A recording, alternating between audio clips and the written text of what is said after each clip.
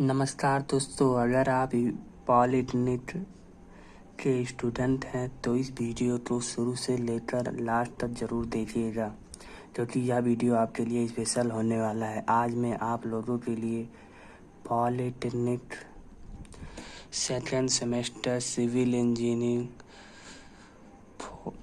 Engineering बल निकाय तथा संतुलन के समान प्रतिबंध या system of force age gent conditions of quantities के वीडियो लेकर आया हूँ, और जिससे आपको एग्ज़ाम की प्रिपरेशन करने में बहुत हेल्प करेगी दोस्तों। वीडियो तो आप लोगों से रिक्वेस्ट है कि वीडियो को शुरू से लेकर लास्ट तक ज़रूर देखिएगा दोस्तों, क्योंकि यह वीडियो आपके लिए हेल्पफुल होने वाली है दोस्तों।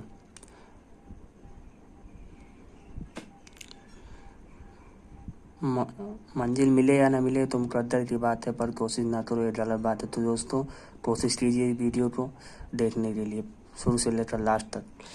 तो आइए वीडियो को हम शुरू करते हैं दोस्तों।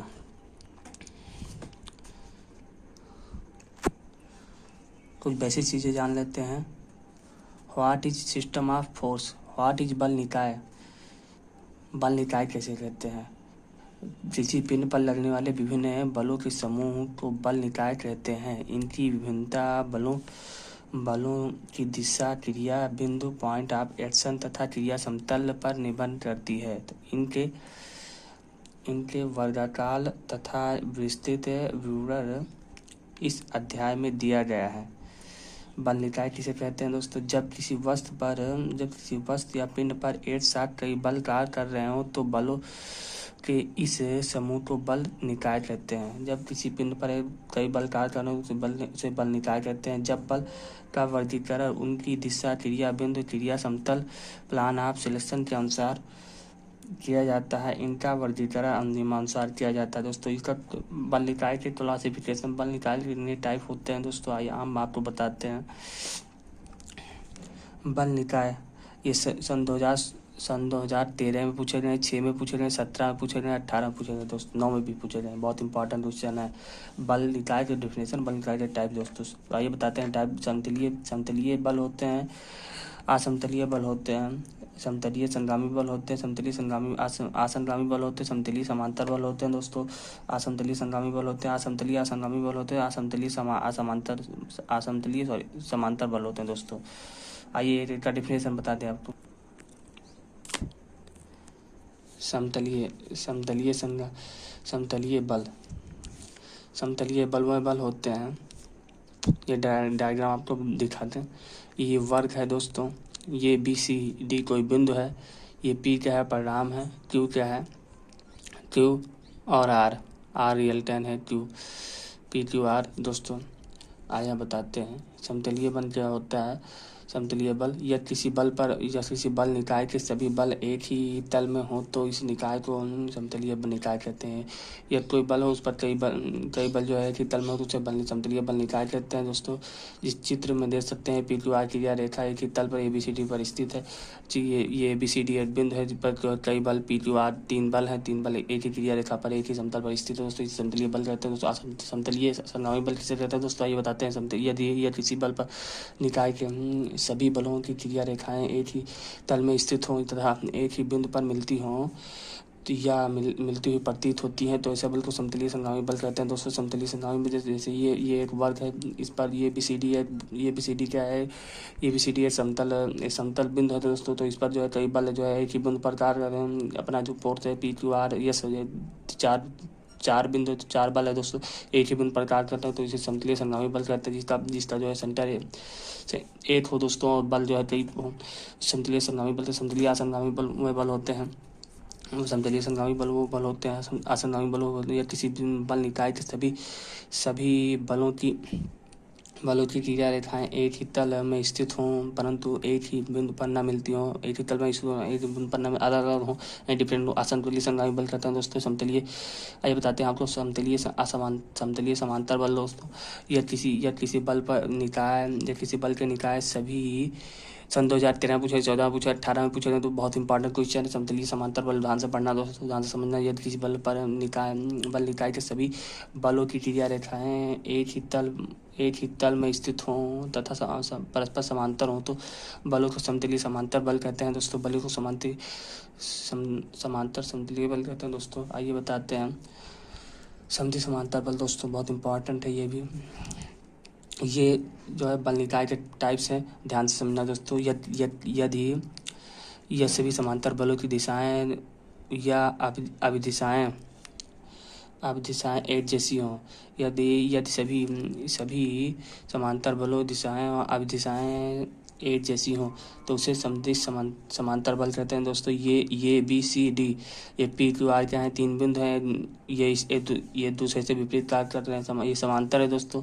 ये इसका है समदिश समांतर बल, समतलीय समांतर बल और समदिश असमांतर बल दोस्तों। ये जो बिंदु है, ये जो बल है एक समतल पर कार्य कर रहे हैं, दूसरे विपरीत कार्य कर रहे हैं, इसे समदिश समांतर बल कहते हैं दोस्तों। विपरीत इसे सॉरी दोस्तों, इसको जो है समदिश समांतर बल कहते हैं। और ये समदिश समांतर बल का डायग्राम है, ये विपरीत समदिश का समांतर बल का डायग्राम है। विपरीत समदिश बल जो जिसके समतल तो एक हों लेकिन जो है जो बल कार्य कर रहे हों एक दूसरे के विपरीत कार्य कर रहे हों, उसे विपरीत समांतर बल कहते हैं दोस्तों।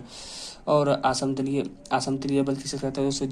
जब बल निकाय के सभी बलों की क्रिया रेखाएं एक ही तल में स्थित हो लेकिन बल जो है दूसरे के अलग अलग तलों पर कार्य कर रहे हो, अलग अलग तलों में हो तो उसे असमतलीय बल कहते हैं दोस्तों।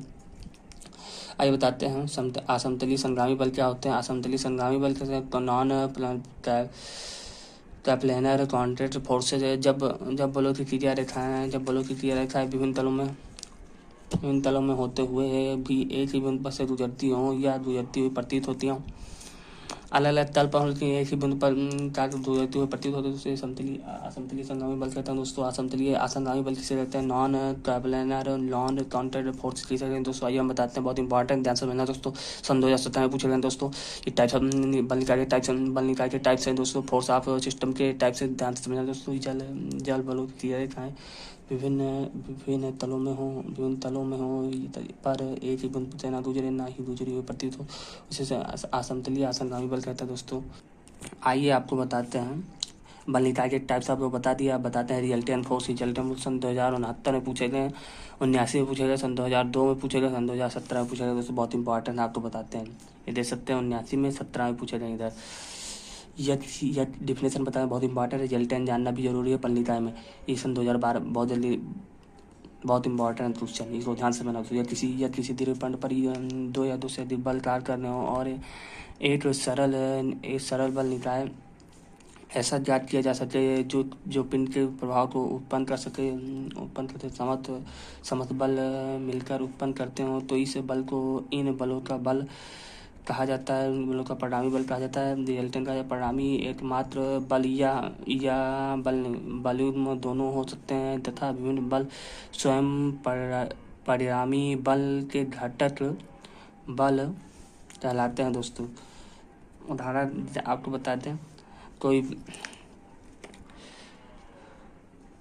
कोई आदमी है, पत्थर नदी में फेंक रहा है, तो उसका जब पत्थर जो नदी में फेंक रहा है, तो जब पत्थर फेंक रहा है तो क्या नदी में जाएगा, नदी में डूबेगा, जो नदी में डूब जाएगा उसे नदी में डूबने की ही पत्थर को नदी में डूबने की ही क्रिया को क्या कहेंगे हम? रिजल्टेंट के अंदर। बहुत अच्छा ट्रिक बताएं दोस्तों, ध्यान से समझ लेना इसको। और बताते हैं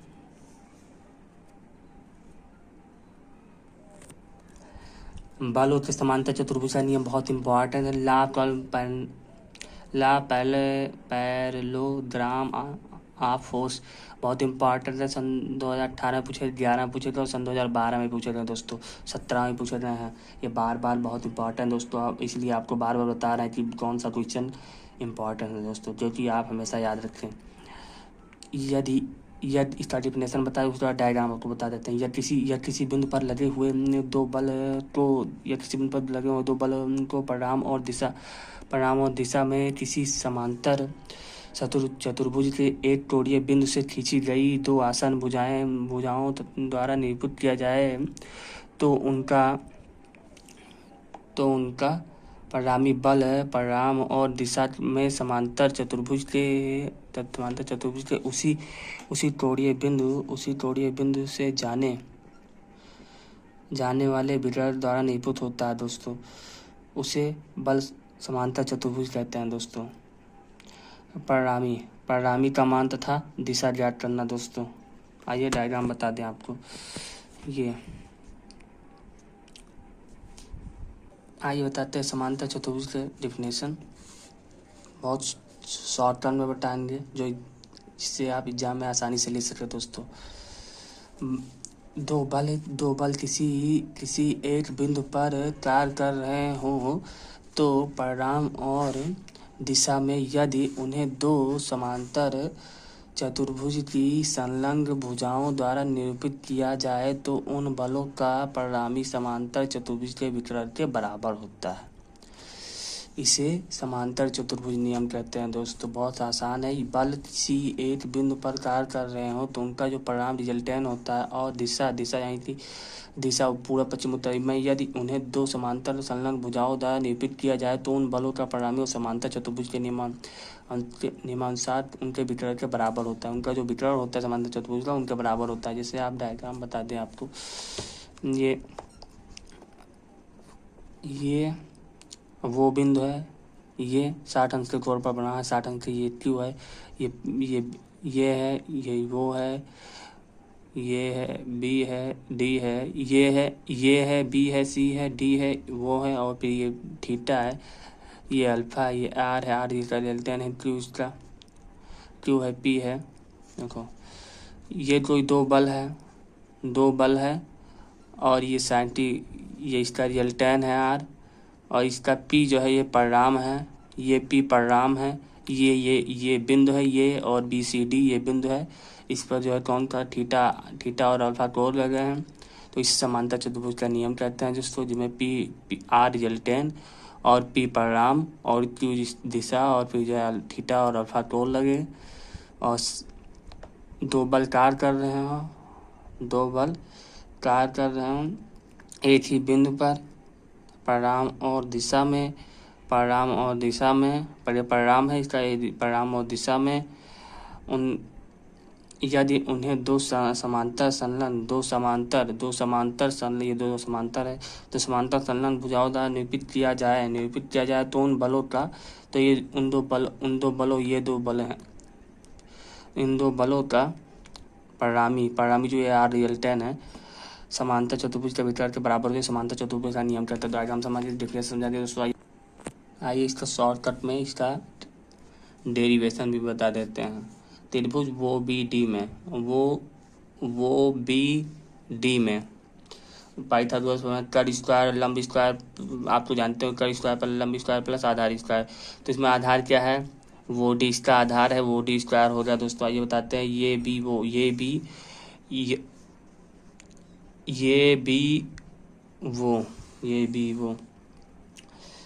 त्रिभुज ये बी वो में साइन अल्फा बराबर लंब बटे कर वो भी देख सकते हैं आप, वो भी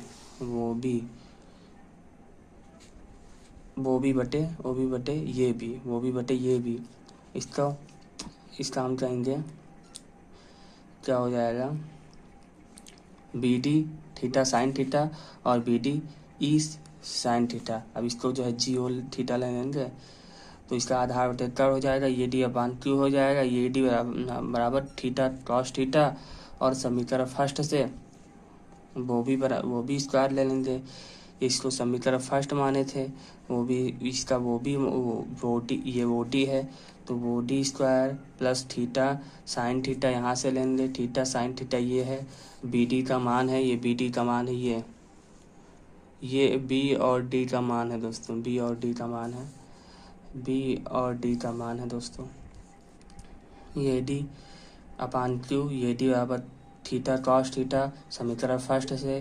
तो क्या वो D square plus B D और सी डी का मान है, क्या दिया है, Q sine theta square plus P plus Q cos theta square, क्या हो जाएगा इसी प्रकार theta beta P sine theta upon Q plus P cos theta हो जाएगा दोस्तों।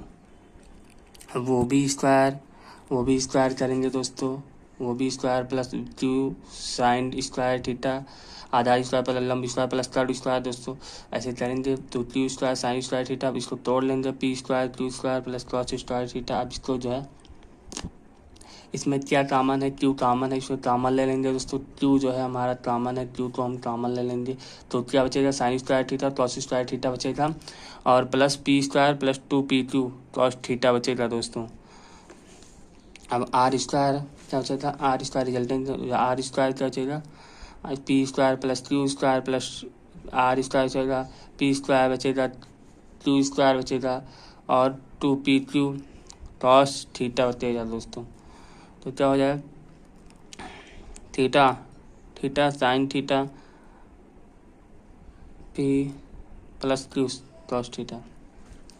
आर बराबर क्या हो जाएगा दोस्तों, root P square plus Q square plus 2pq cos theta. ये रिजल्टेंट का फार्मूला है दोस्तों, रिजल्टेंट निकालने के लिए यही फार्मूला का प्रयोग किया जाता है दोस्तों।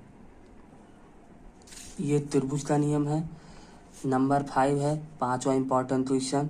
ये त्रिभुज का नियम है दोस्तों, आपको बता दें डिफिनेशन। किसी बिंदु पर 3 बल पी क्यू आर कार्य कर रहे हो दोस्तों, उन तीनों बलों में लगे परिणाम तथा दिशा त्रिभुज के नियमानुसार दोनों समान साम्यावस्था में होंगे, दोनों साम्यावस्था में होंगे। परिचित करें तब साम्यावस्था या संतुलन में होंगे दोस्तों। जैसे किसी त्रिभुज पर 3 बल कार्य कर रहे हो, पी क्यू आर यहाँ पर 3 बल कार्य कर रहे हो तब उन तीनों बलों में लगे परिणाम दिशा त्रिभुज के नियमानुसार दोनों साम्यावस्था में होंगे। त्रिभुज के नियमानुसार दोनों साम्यावस्था में होंगे, ये दोनों एक दूसरे के साम्यावस्था में, ये दोनों एक दूसरे साम्यावस्था में हैं और ये जो है एक ही बिंदु पर कार्य कर रहे हैं, इसका परिणाम और रिजल्टेंट सब बराबर है दोस्तों। इसे त्रिभुज का नियम कहते हैं दोस्तों। इस पर 3 बल एक साथ कार्य करते हैं, उसे त्रिभुज का नियम कहते हैं दोस्तों। ये डायग्राम है, ये त्रिभुज है कोई, ये आर इसका रिजल्टेंट है, ये कोई बिंदु है, ये बी सी डी, इसको ये क्यू क्या है, क्यू इसका जिस बल है और पी क्या है, ये परिणाम है दोस्तों, परिणाम पी। तो आगे होता है डी ए बराबर पी हो जाएगा, ये भी बराबर क्यू हो जाएगा और डी सी बराबर क्यू हो जाएगा दोस्तों। और एक परिणाम 2 बल के आर के बराबर होगा। एक परिणाम जो आर है, इसका जो आर डैश है ये आर है, ये दूसरा त्रिभुज है, इसका आर जो है ये 2 रिजल्टेंट जो है दूसरे के बराबर होगा दोस्तों। यदि आर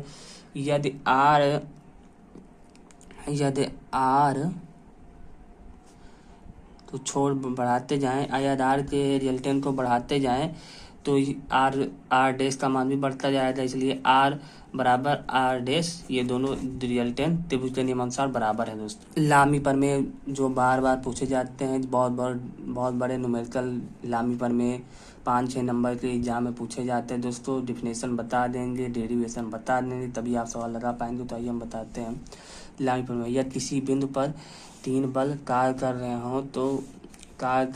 हो तो संतुलन में हो, कार्य करते हुए संतुलन में हो तो प्रत्येक बल का परिणाम शेष 2 बलों के परिणाम की दिशा के बीच बने कोण की ज्या के संतुलन के अनुपात के बराबर होता है दोस्तों। यह किसी ठीक है दोस्तों, इसे लामी प्रमेय कहते हैं। पी क्यू आर ये अल्फा है, ये गामा है, ये बीटा है दोस्तों। अल्फा बीटा गामा है, इसको मान लिया गया है और ये बिंदु पर कार्य कर रहे हो।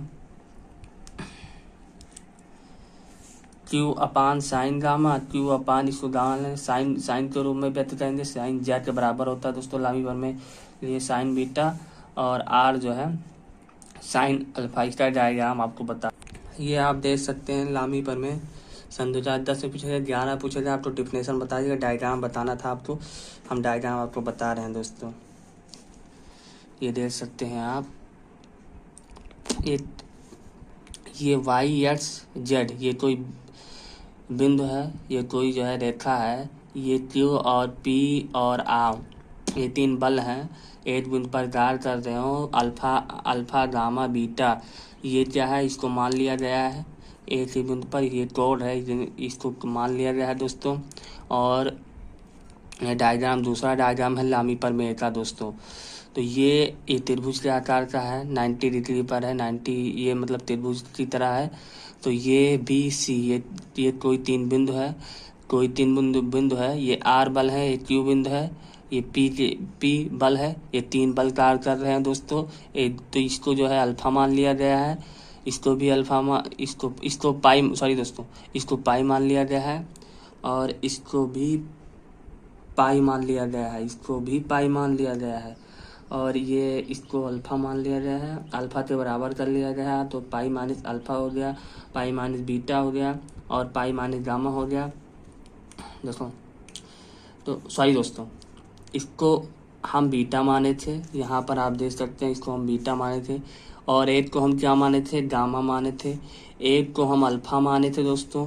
और ये टोटल ये जो त्रिभुज होता है कितने अंक का होता है, टोटल 180 अंक का होता है, यानी इसको पाई से डिनोट करते हैं, पाई से हम डिनोट करते हैं। तो इसलिए पाई माइनस अल्फा कर दिया गया है, पाई माइनस बीटा कर दिया गया है, पाई माइनस गामा कर दिया, इसलिए इसे लामी प्रमेय कहते हैं, पाई माइनस अल्फा। ये आपका पाई लामी प्रमेय का डायग्राम है दोस्तों, और डिफिनेशन भी आपको बता दिए। इसका जो सूत्र होता है पी बाई साइन अल्फा और बराबर क्यू साइन बीटा बराबर आर साइन अल्फा। तो उम्मीद है दोस्तों ये आपको वीडियो पसंद आई होगी। अगर पसंद आई होगी पार्ट नंबर ये 1 है दोस्तों, और पार्ट नंबर 2 आप हमारे चैनल के लिंक पर जाकर देख सकते हैं, चैनल पर जाकर देख सकते हैं दोस्तों। पार्ट नंबर 2 आपको हमारे चैनल पर मिलेगा दोस्तों। तो ये पार्ट नंबर 1 है, पार्ट नंबर 2 हमारे चैनल पर मिलेगा, जिसमें फोर्स ऑफ सिस्टम, बल निकाय या संतुलन के प्रतिबंध मैकेनिक्स का, अप्लाइड मैकेनिक्स का part number 2 force of system के कुछ न्यूमेरिकल एंड कुछ इम्पॉर्टेंट डेरिवेशन और डिफिनेशन, जैसे बल का नियम, बहुभुज का नियम, बल बहुभुज का नियम एंड त्रिभुज का नियम, और न्यूमेरिकल लामी प्रमेय के न्यूमेरिकल उसी में है, पार्ट नंबर 2 में है दोस्तों। तो आप हमारे चैनल पर जाकर देख सकते हैं दोस्तों। तो उम्मीद है आपको वीडियो पसंद आई होगी। तो अगर वीडियो पसंद आई होगी तो लाइक शेयर ज़रूर कीजिए दोस्तों, साथ ही साथ चैनल को सब्सक्राइब कीजिए दोस्तों, ताकि मैं नए वीडियो बनाता रहता हूं दोस्तों। चैनल को सब्सक्राइब करें और आइकन को प्रेस करें, ताकि पॉलिटेक्निक से रिलेटेड हर वीडियो की जानकारी नोटिफिकेशन आपको सबसे पहले मिले दोस्तों। तो थैंक्स फॉर वॉचिंग दोस्तों, मिलते हैं पार्ट नंबर 2 के अगले वीडियो में मैकेनिक्स के।